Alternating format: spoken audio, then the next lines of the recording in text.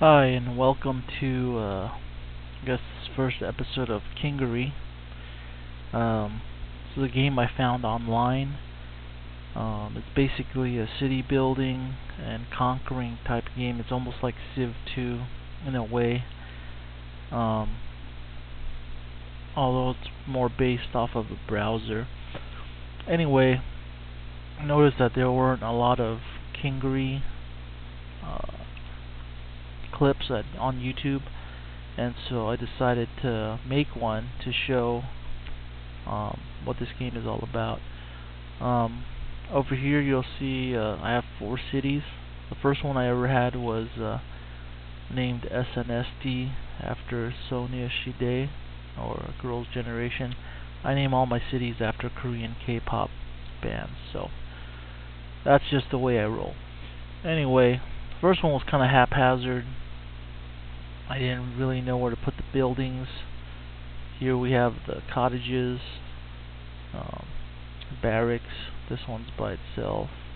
Rallying spot, government, what have you.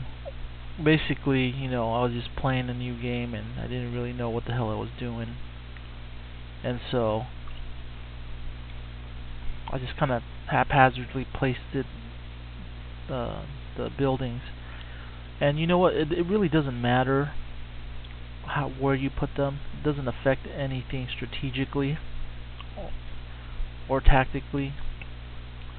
But as you can see here, this is the chat screen. Kind of blocks this area here, and just what I did was I went ahead and started writing down where I want to place different things, different buildings. So what I came up with was from Tierra. This is my second city. This was the blueprint for the rest of the new cities. Basically, the government's always here, and I placed my 12 cottages here. The different people play with different mixes of barracks and cottages. I've heard of 10 and 10. I just went for 12 and 8. 8 barracks and 12 cottages. I don't know why. I just thought I'd rather field a larger army rather than being able to replace my units as quickly. And what I did was I put the cottages down here, so if it got covered, it doesn't matter, because as you can see here, cottages, you don't have to do anything with them. You just upgrade them and then they hold your population. So down here I put the outpost, and that's what I did with the buildings down here. All these buildings like the beacon tower, foundry, armory, you just upgrade them so you could do other things, like research better technologies and whatnot. But these buildings here, you don't have to do anything with them. Unlike barracks, for example, click in here and you've got a whole slew of things to build.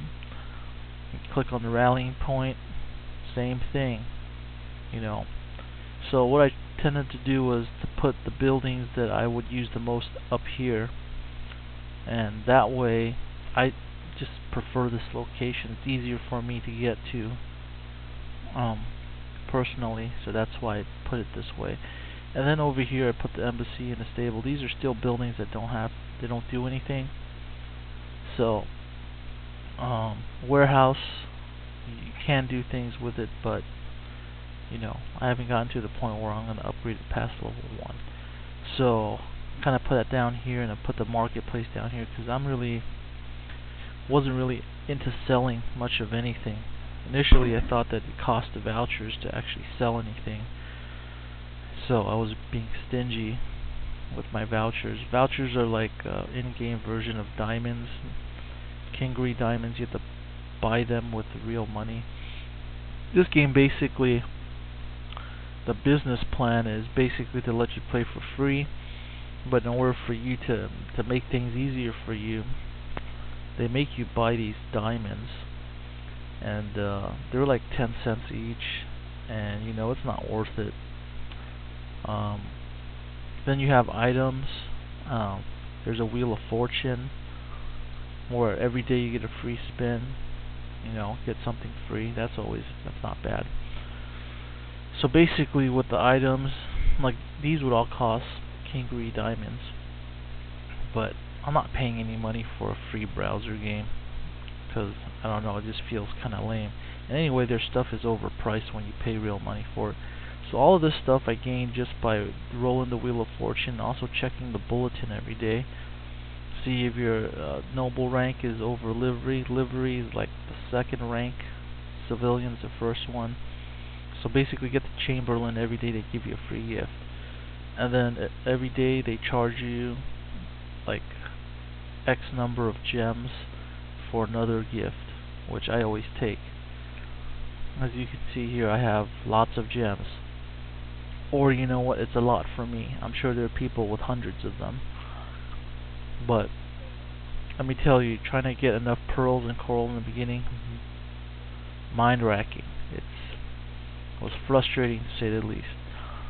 Anyway, I got the 4 cities.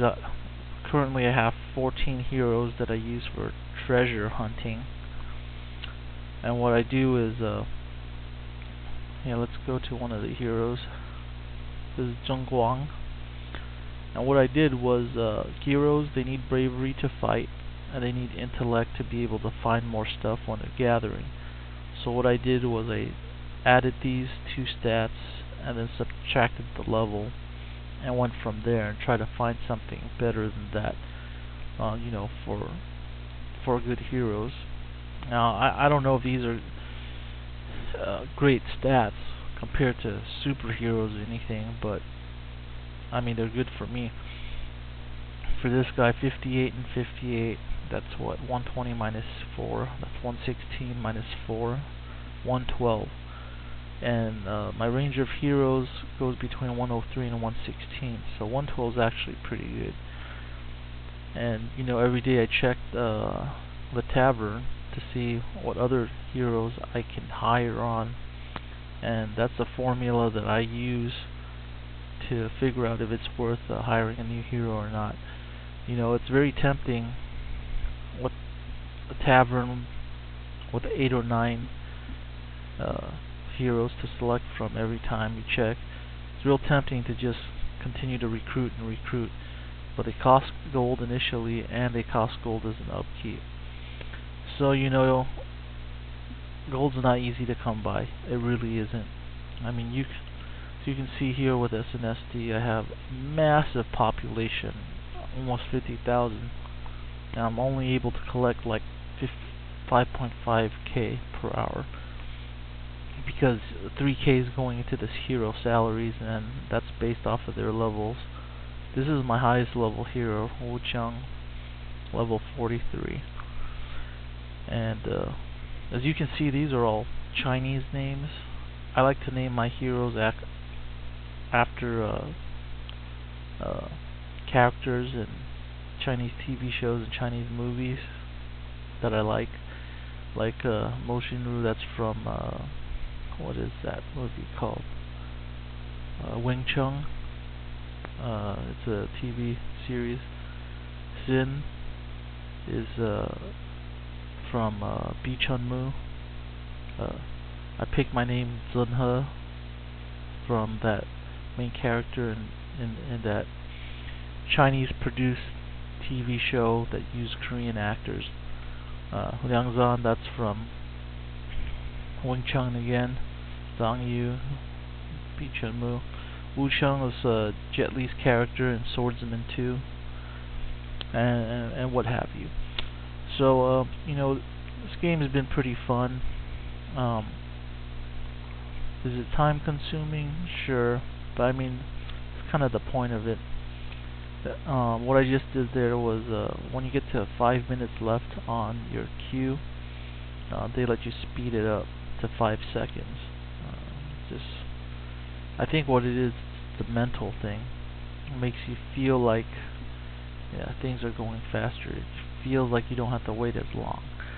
So kudos for them for putting that in there. It really, once it gets to 5 minutes, I'm not thinking, oh, come on, count down to 0. I'm thinking, come on, count down to 5. And with 5 minutes left, people aren't thinking it's almost done. So, but it is. But anyway, if you want, give this game a try. It's not bad. I find it very similar to Civ 2, except it's got a nice social component if you join one of the leagues. They're kind of like guilds in World of Warcraft, but they call them leagues here, like a team in other games. Just a group of people, you know. So over here I'm already done upgrading the Hero Lounge to 9. And my food output is negative 7,000, so I need to build more farms. And let's go ahead and cut this one out here and stop here, and then I'll try to come up with some new topics for newer episodes to hopefully familiarize you or introduce you to the strategy and tactics and the mind frame, mindset, and the management aspects of this game, all of which I like. That's why I play it. Okay, see you next time.